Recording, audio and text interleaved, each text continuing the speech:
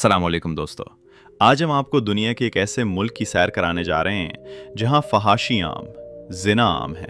वहां पर लड़कियां लड़कों के साथ ऐसे फिर रही हैं जैसे उन्हें कोई पूछने वाला ना हो।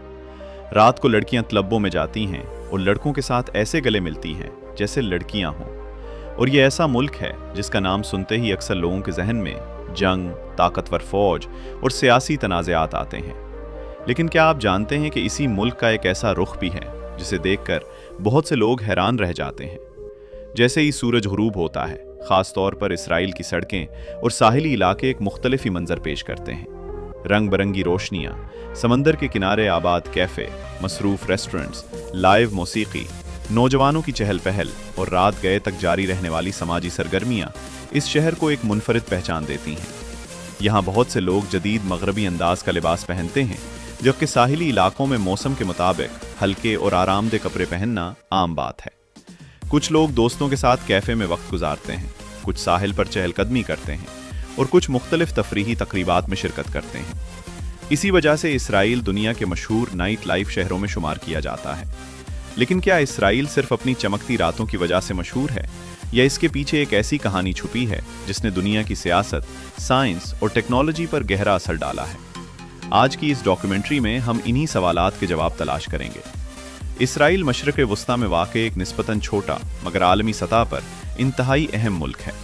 यहाँ जदीद शहर, कदीम तारीख़ी मकामात, खूबसूरत साहिली इलाके और सहराई मनाजिर एक साथ देखने को मिलते हैं। दिन के वक्त कारोबारी सरगर्मियाँ उरूज पर होती हैं, जबकि शाम होते ही बहुत से लोग कैफ़े, साहिलों और सकाफ़ती तकरीबात का रुख करते हैं। इसराइल जदीद टेक्नोलॉजी के मैदान में भी नुमाया मकाम रखता है, इसीलिए इसे अक्सर स्टार्टअप नेशन कहा जाता है। छोटे रकबे के बावजूद इसने तहकीक, तालीम और इख्तिरा के जरिए दुनिया भर में अपनी मुनफरिद शनाख्त बनाई है। मगर इसराइल की कहानी सिर्फ जदीद इमारतों और रोशन सड़कों तक महदूद नहीं। इसकी तारीख, मजहबी अहमियत और सियासी सफ़र इसे दुनिया के सबसे ज़्यादा ज़ेर बहस ममालिक में शामिल करते हैं। आखिर इसराइल कैसे वजूद में आया? इसके क़याम के पीछे कौन से तारीख़ी वाक़यात थे और वो कौन से अवामिल थे जिन्होंने इसे आज की ताकतवर रियासत बनाया? अब वक्त है इस मुल्क की असल कहानी जानने का, क्योंकि इसराइल की मौजूदा ताकत को समझने के लिए उसकी तारीख़ को जानना बेहद ज़रूरी है। हज़ारों साल पहले यही खित्ता मुख्तलिफ कदीम सल्तनतों का मरकज़ रहा। यहूदी, ईसाई और मुसलमान तीनों इस सरजमीन को मजहबी एतबार से इंतहाई मुक़द्दस समझते हैं। ख़ास तौर पर यरूशलेम दुनिया के मुक़द्दस तरीन शहरों में शुमार होता है, जहाँ हर साल लाखों ज़ायरीन और सयाह आते हैं। यही वजह है कि इस इलाके की अहमियत सिर्फ मशरिक़ वस्ता तक महदूद नहीं, बल्कि पूरी दुनिया की तवज्जो का मरकज़ रही है। सदियों तक ये इलाका मुख्तलिफ सल्तनतों के ज़ेर इक़्तिदार रहा, जिनमें रूमी, बाज़ंतीनी और बाद में सल्तनत उस्मानिया भी शामिल थी। पहली जंग अज़ीम के बाद ये खित्ता बरतानवी इंतज़ाम में आ गया। इसी दौरान दुनिया भर से यहूदियों की यहाँ आमद में इजाफा हुआ, जिससे मकामी अरब आबादी और नए आने वालों के दरमियान इख्तिलाफात बढ़ने लगे। फिर सन 1947 में अक़वाम मुत्तहिदा ने इस इलाके को 2 रियासतों में तकसीम करने का मंसूबा पेश किया, एक यहूदी रियासत और एक अरब रियासत। ये तजवीज़ सब ने कबूल नहीं की और इख्तिलाफात मज़ीद शिद्दत इख्तियार कर गए। बिलाखिर 14 मई 1948 को इसराइल के क़याम का ऐलान किया गया।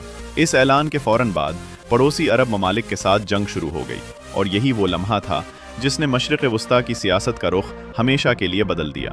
इसके बाद कई बड़ी जंगें हुईं, जिनमें 1967 की 6 रोज़ा जंग और 1973 की यौम कपूर जंग ख़ास तौर पर मशहूर हैं। इन जंगों ने न सिर्फ इसराइल बल्कि पूरे खित्ते के सियासी नक्शे पर गहरे असरात छोड़े। आज भी इस खित्ते के कई मसाइल इन्हीं तारीख़ी वाक़यात से जुड़े हुए हैं। मगर इन तमाम तनाज़ात के बावजूद इसराइल ने अपनी मईशत, तालीम और टेक्नोलॉजी पर मुसलसल काम जारी रखा। यही वजह है कि आज इसे दुनिया के जदीद तरीन ममालिक में शुमार किया जाता है।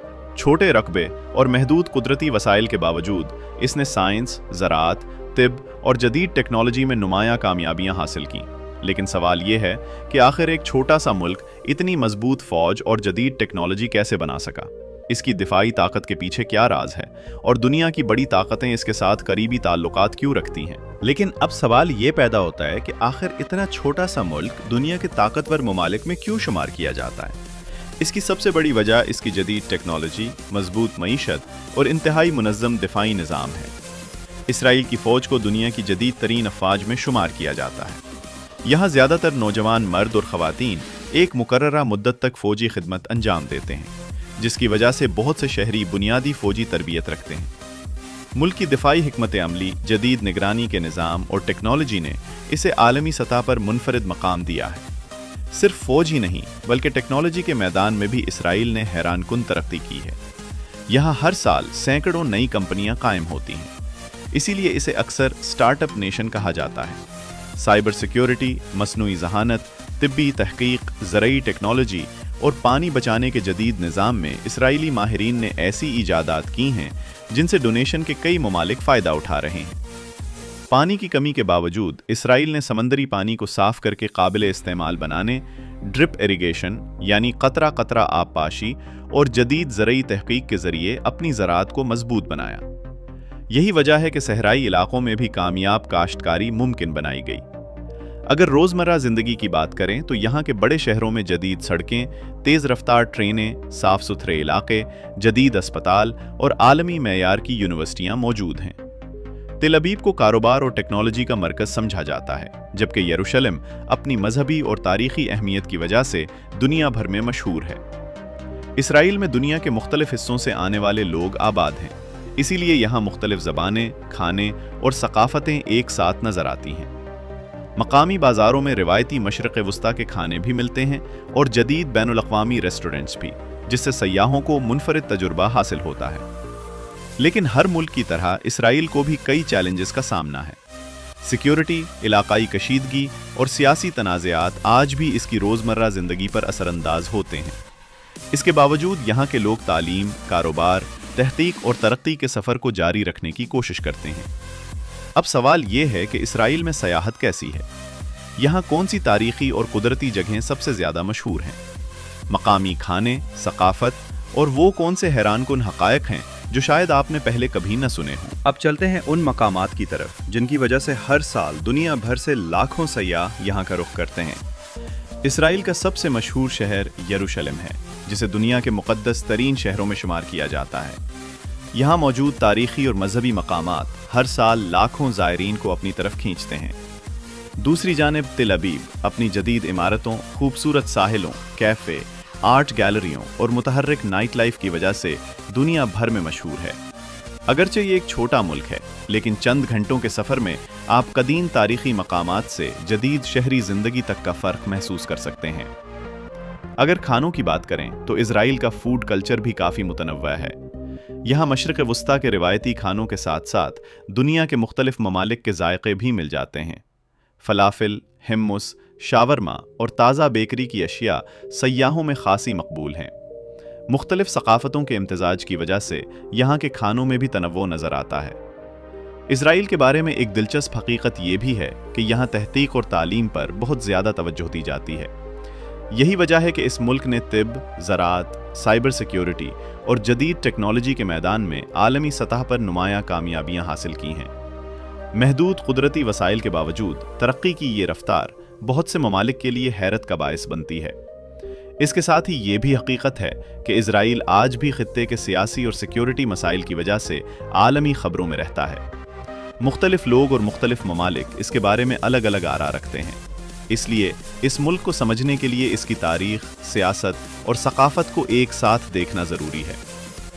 تو دوستو، آج کی اس ڈاکیومنٹری میں ہم نے اسرائیل کی چمکتی راتوں سے لے کر اس کی قدیم تاریخ، جدید ٹیکنالوجی، مضبوط دفاعی نظام، سیاحت، ثقافت اور روزمرہ زندگی تک کا سفر کیا۔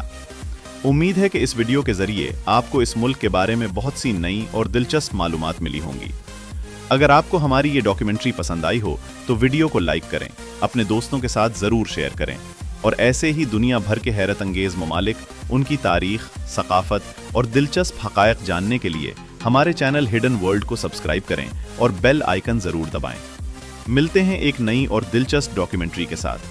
تب تک کے لیے اپنا بہت خیال رکھیے۔ اللہ حافظ۔